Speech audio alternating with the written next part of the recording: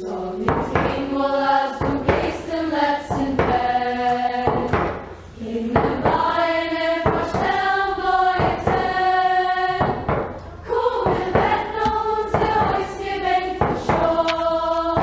Das Wetter freut und unser Trotz mir seinen Lohn. Komm im Bett noch unser Häuschen denkt schon.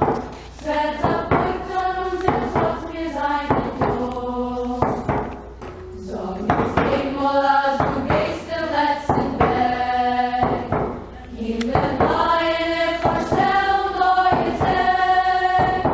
Komm im Bett noch unser Häuschen denkt schon.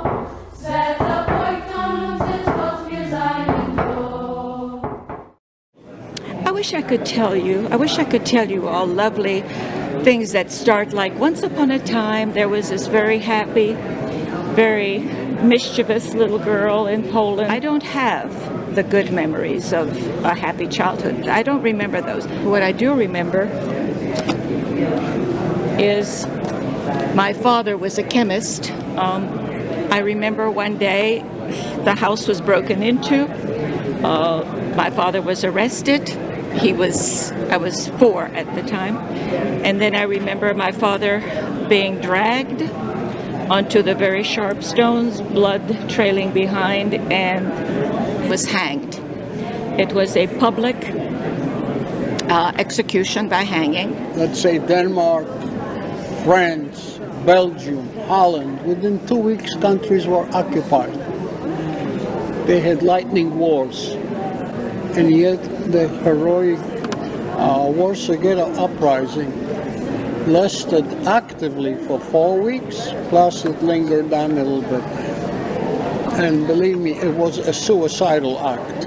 The end result was that I would say that probably 90% of the Jewish people of the city of Warsaw, of the country of Poland actually, were murdered. There's a painting here called Lost My Name, because in concentration camp you had no name. You had a number. They shaved your head and lost my name. This is a burning barn, and I will tell you the story of the burning barn. I heard a survivor say that when the Nazis occupied their little town, not a big town, a little town, they took all the Jews, children and men and whoever was there, and put them in the barn and lit the barn. And the Nazis stood there with German shepherds, made sure that nobody runs out of there. We got a piece of bread a day for the 4 of us. We were hungry like this for a couple of years. You talk about what we had. We had lice, bedbugs, fleas. We had no toilet tissue. We had no towels. We had no soap, no bathing. And this, we're talking 3.5, 4 years. Fast forward, the war is over and all the Polish citizens were permitted to return home. They supplied us with kettle cars. After traveling for weeks, we come to the first station in Poland. We were greeted with jeers. Żydy nazad, Żydy do Palestiny. Dirty Jew, go back or go to Palestine. They didn't want their citizens, their Polish, Jewish citizens, to return back to Poland. We could not return to our homes. Every day police came and says, you have to leave. You cannot stay in Belgium. So we haven't got nowhere to go. So the last day, we're receiving a letter from Queen Elizabeth. You can stay in Belgium. We're receiving also paper to go to Canada. So we didn't know what to do. We decided to go to Canada. When I came to Canada, a man says, you have a passport? I said, yes. You know what? You better go back from where you come from. He said, because Canada is not for you. It's not the country for you. That's the hello we had it when we came to buy a piece of bread. If Hitler was able to see this, he would turn in his grave, because here you have a cantor, you have a man now celebrating his bar mitzvah. The man came back after 73 years because he never was able to celebrate his bar mitzvah, and he came back because, as I said before, 1.5 million children never had this opportunity to do this. We went through where they had the barbed wire, electrified barbed wire, and one of the men who had tried to escape was caught, and he had to stand between this.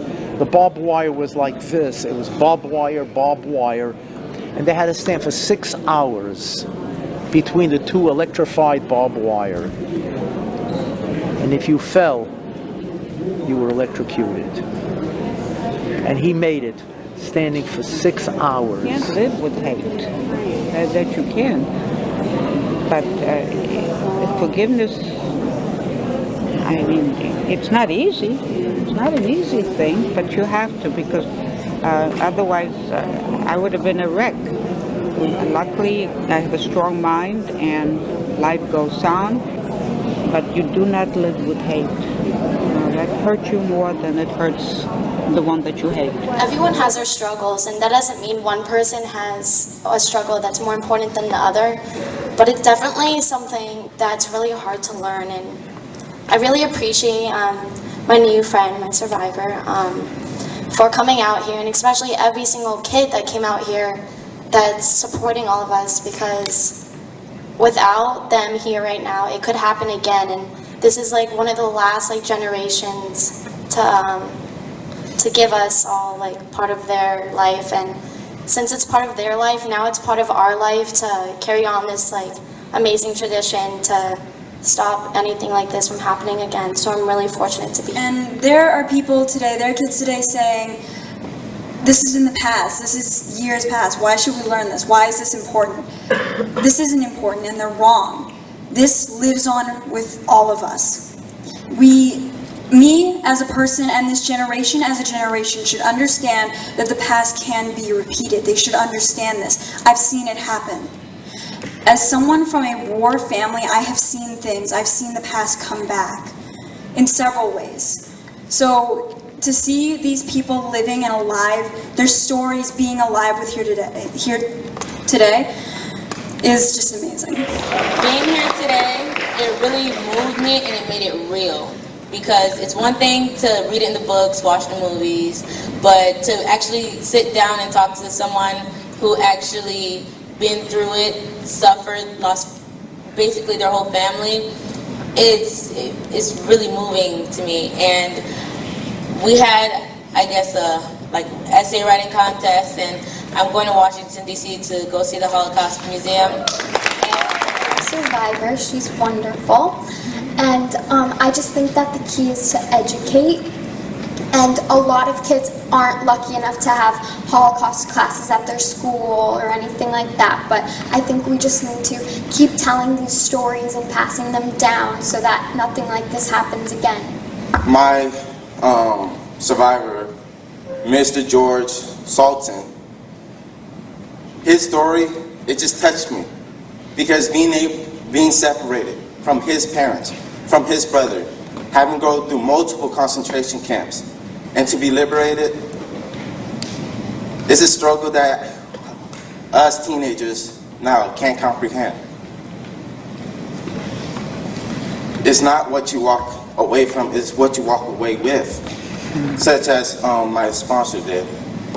He took that situation and he made the best out of it. He wrote a book. He became successful. He didn't let that situation change him, and it's just amazing. 1.5 million children were murdered, not killed, but murdered in the Holocaust. And this was the future of so many people, and you are the future here right now. When one sees enmity, when we see hate, the worst thing we can do is to remain silent. That's the worst thing.